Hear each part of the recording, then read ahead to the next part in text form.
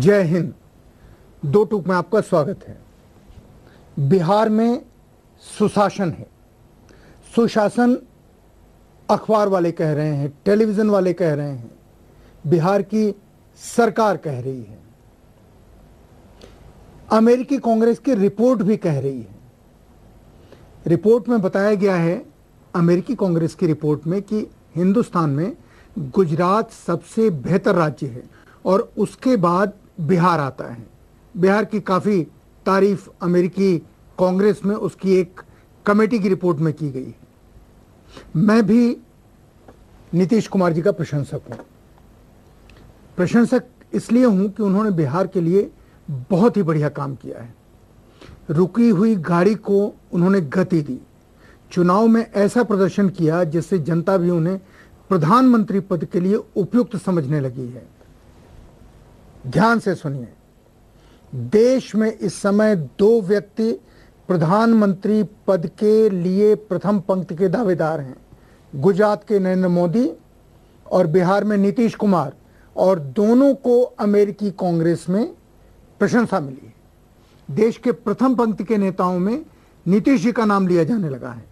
यही वजह है कि उनसे न केवल मेरी बल्कि आप सबकी अपेक्षा बहुत ज्यादा बढ़ गई है। खासकर बिहार के लोगों की अपेक्षा बढ़ गई है। बिहार में विपक्ष की साख लगभग खत्म हो गई है। ऐसे में मीडिया की जिम्मेदारी बहुत बढ़ जाती है।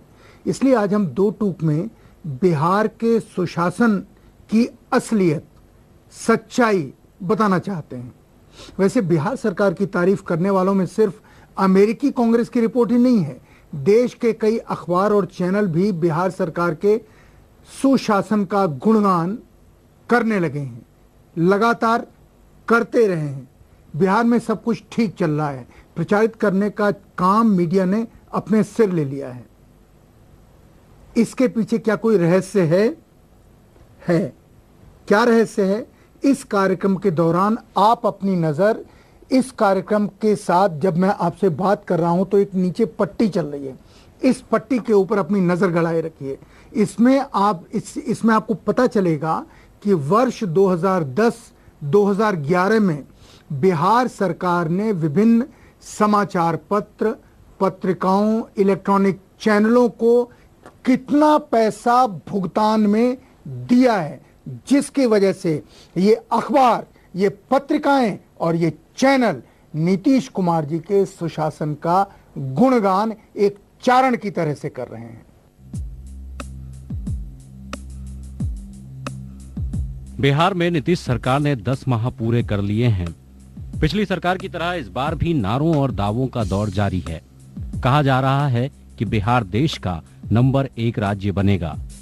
कभी विशेष राज्य तो कभी हरित प्रदेश और कभी जगमग बिहार, कभी भ्रष्टाचार मुक्त प्रदेश तो कभी कानून का राज वाला प्रदेश, और कभी दलितों एवं महादलितों का ख्याल रखने वाला प्रदेश।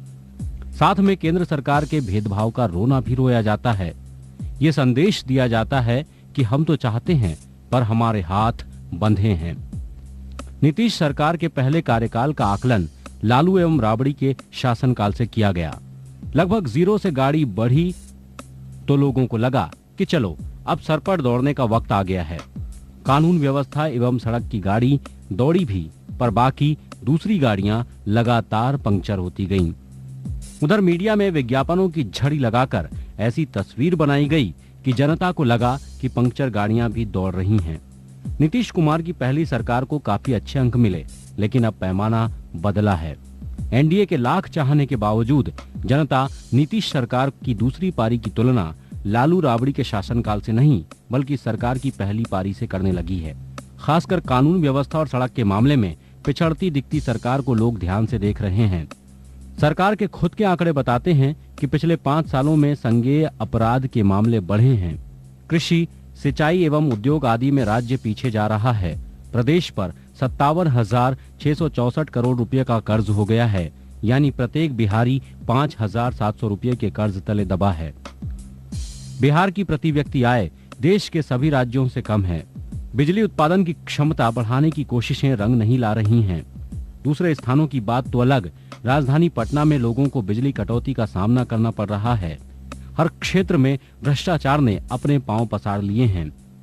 1 साल पहले सीएजी की रिपोर्ट के जरिए 16,000 करोड़ रुपए का घोटाला सामने आया था।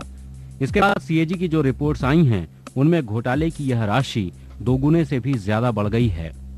मामला अदालत में विचाराधीन है। मतलब पिछली सरकार में जो गिनी चुनी गाड़ियां थोड़ी चलती हुई दिखी थीं, उनके भी पंक्चर होने की परिस्थितियां पैदा होने लगी हैं। हाल में 75 लाख रुपए की फिरौती के लिए कृषि विभाग के एक अफसर के बेटे को मार डाला गया। गोपालगंज जेल में डॉक्टर की हत्या कर दी गई। पटना के बस अड्डे पर एक बड़े एजेंट को गोलियों से भून डाला गया। फारबिसगंज में पुलिस फायरिंग में 4 लोगों की मौत ने तो कानून के राज की पोल ही खोल दी। 2005 में संज्ञेय अपराधों की संख्या 1,04,781 थी, जो 2010 में बढ़कर 1,37,572 हो गई। क्राइम रिकॉर्ड ब्यूरो के आंकड़े बताते हैं कि बिहार में प्रतिदिन 10 अपहरण होते हैं, जिनमें एक राजधानी पटना में होता है। सारण जिले के मांझी थाने में हत्या के एक मामले में मंडल कारा में बंद एक युवती को पुलिस रिमांड पर लेकर उसके साथ किए गए दुराचार ने राज्य सरकार के मंसूबों पर पलीता लगा दिया। उक्त युवती को नशीला पदार्थ खिलाकर उसके साथ जबरदस्ती किए जाने से प्रदेश में सनसनी फैल गई। उसे मांझी थाना कांड संख्या 115/11 के तहत दर्ज हत्या के एक मामले में 24 घंटे के लिए रिमांड पर लिया गया था। रिमांड से लौटने के बाद उसने अपने साथ दुराचार किए जाने का आरोप लगाया तो मंडल कारा प्रभारी काराधीक्षक कुमार मंगलम ने सदर अस्पताल के सिविल सर्जन को पत्र लिखकर महिला चिकित्सक डॉक्टर किरण ओझा से उसकी मेडिकल जांच कराई। डॉक्टर ओझा ने युवती के साथ दुष्कर्म होने की पुष्टि करते हुए अपना प्रतिवेदन सौंप दिया है। सवाल ये है कि क्या सुशासन में थाने में बलात्कार होगा? क्या जेल में डॉक्टर की हत्या होगी? क्या हक मांगने पर पुलिस गोली चलाएगी? बिहार में लॉ एंड ऑर्डर की स्थिति, कानून व्यवस्था की स्थिति खराब हो रही है। पुलिस की बर्बरता भी उफान पर है। 2-3 दिन पहले बिहार की एक खबर देश के टीवी चैनलों पर कई बार दिखाई गई। ये घटना नीतीश कुमार जी के गृह नगर नालंदा की है। नूरसराय पुलिस स्टेशन के बाहर कुछ महिलाएं विरोध प्रदर्शन कर रही थीं, जिस पर बिहार पुलिस ने लाठीचार्ज किया, उन महिलाओं को दौड़ा दौड़ा कर पीटा। सरकार ने इस पर कार्रवाई जरूर की, लेकिन सवाल यह है कि बिहार में लगातार क्या हो रहा है और क्यों हो रहा है। कुछ दिन पहले फारबिसगंज के जनपुर गांव में 4 गांव वालों को गोलियों से भून डाला गया। वर्दीधारी शैतान हो गए हैं क्या? लाशों को गालियां देते हुए अपने बूटों से घंटों रौंदते रहे। वर्दीधारियों की इस हरकत को पूरी दुनिया ने देखा। गांव के लोग बताते हैं कि इसके पीछे राज्य सरकार के एक दबंग मंत्री का हाथ है। एक ब्रेक लेते हैं। ब्रेक के बाद बिहार के सुशासन की कुछ और हकीकत आपको बताएंगे। बस थोड़ा सा इंतजार कीजिए। और नीतीश जी, आप इंतजार मत कीजिए, आप सोचते रहिए और देखते रहिए।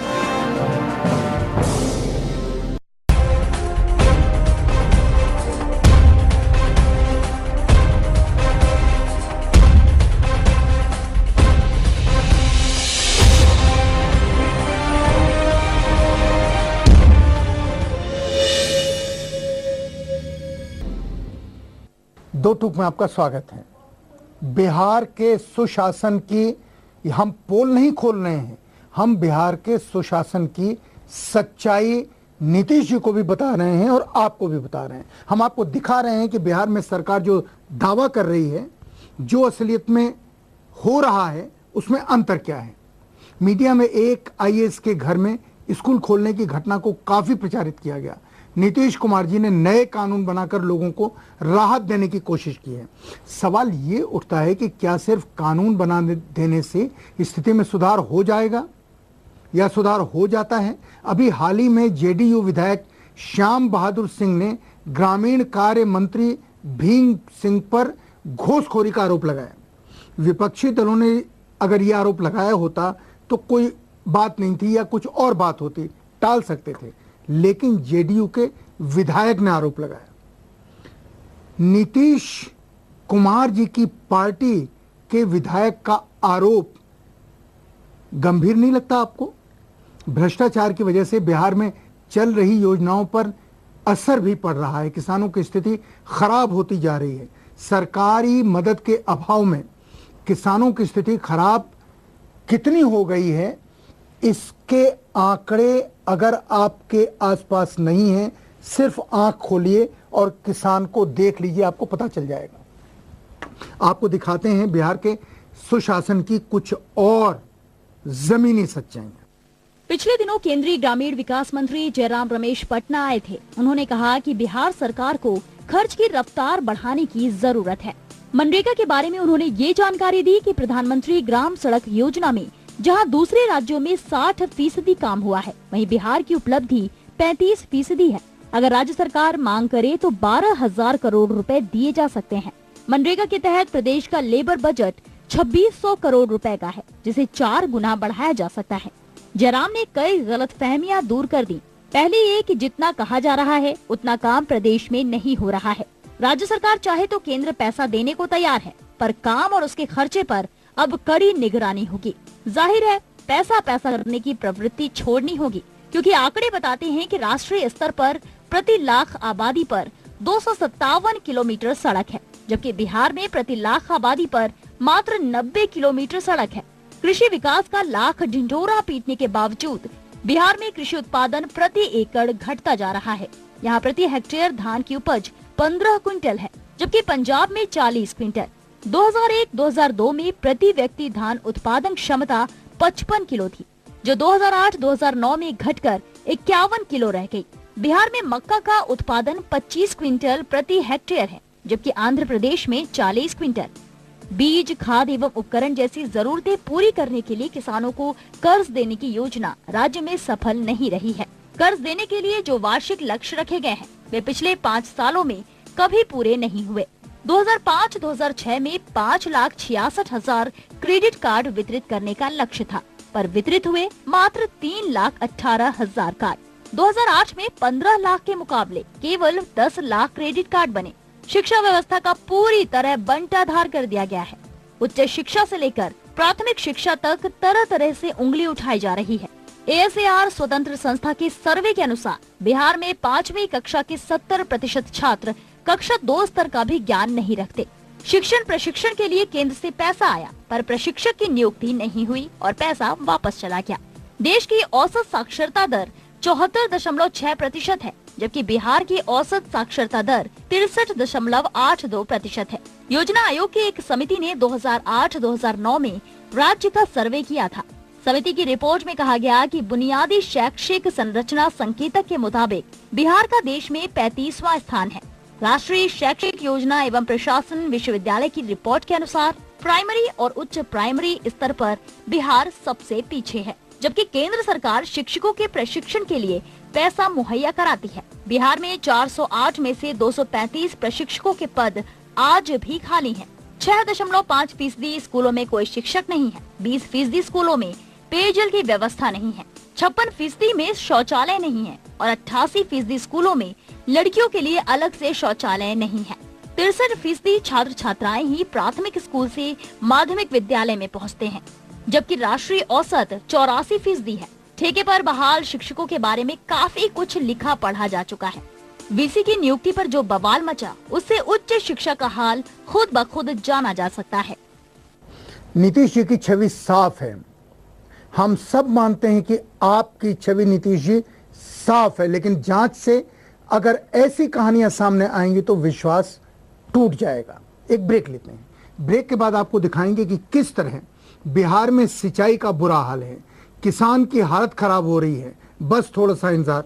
पर नीतीश जी, आप सोचिए, इंतजार मत कीजिए, थोड़ा सा सिर्फ इसलिए इंतजार कीजिए कि हमें ब्रेक लेना पड़ रहा है। आपके लिए कुछ चीजें और हैं।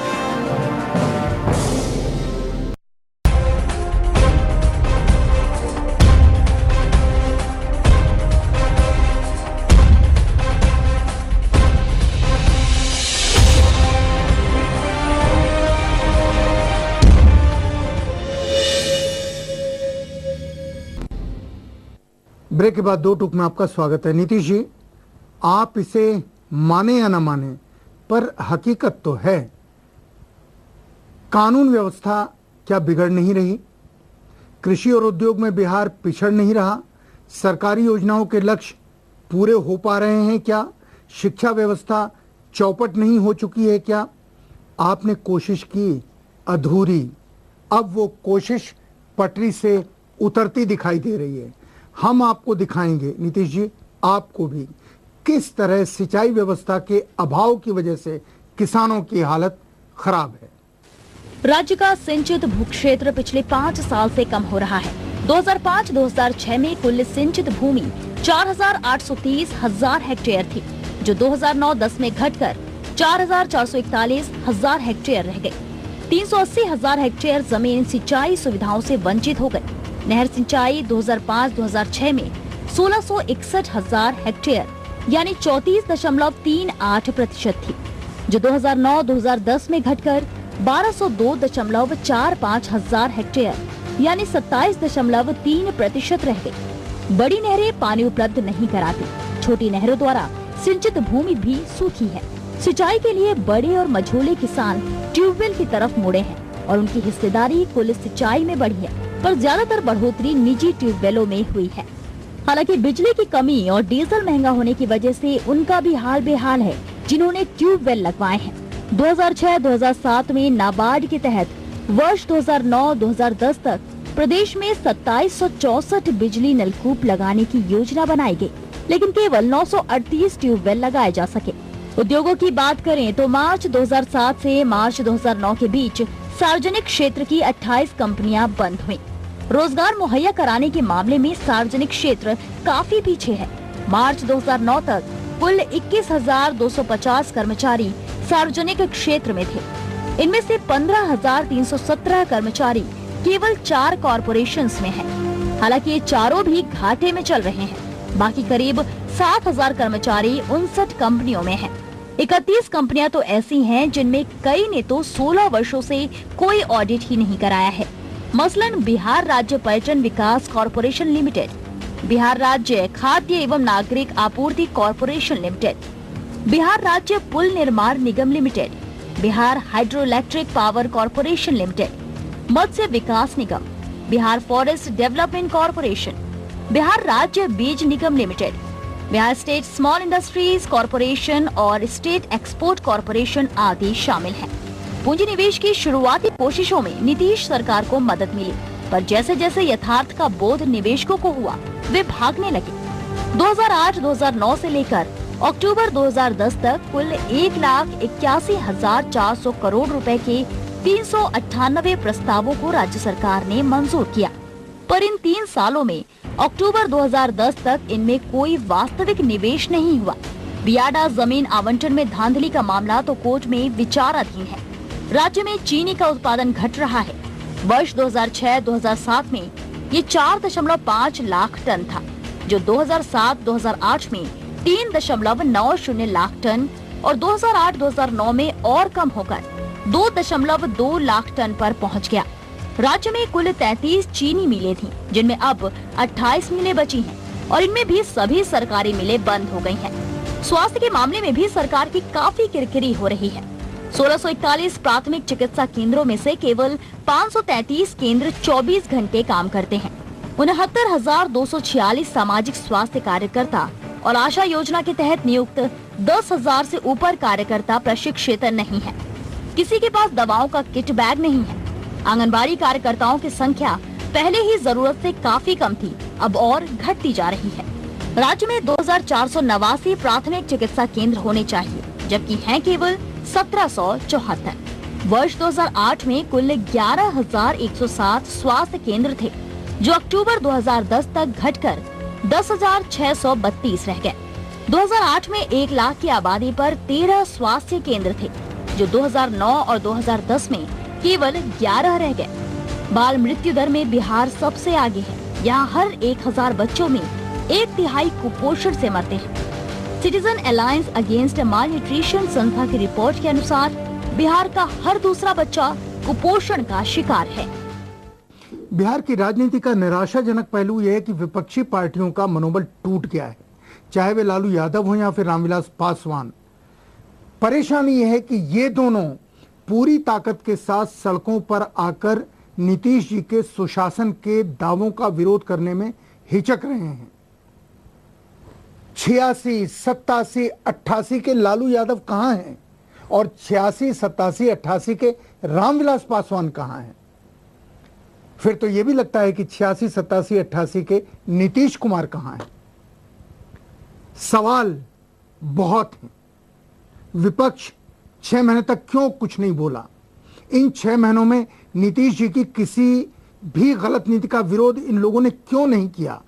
जब वक्त बीत गया तो हिचक पूरी तरह से अब भी नहीं टूट पा रही।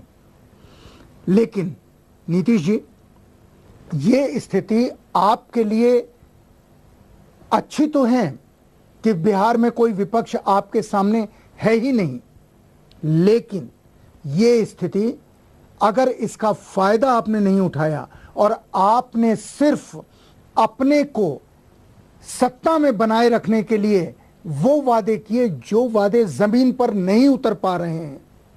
माफ कीजिएगा, 2/3 से ज्यादा बहुमत बहुत लोगों को मिला, उसके बाद उनका क्या हाल हुआ आपसे ज्यादा कोई नहीं जानता, क्योंकि कुछ सरकारों को हटाने में आपने भी रोल प्ले किया।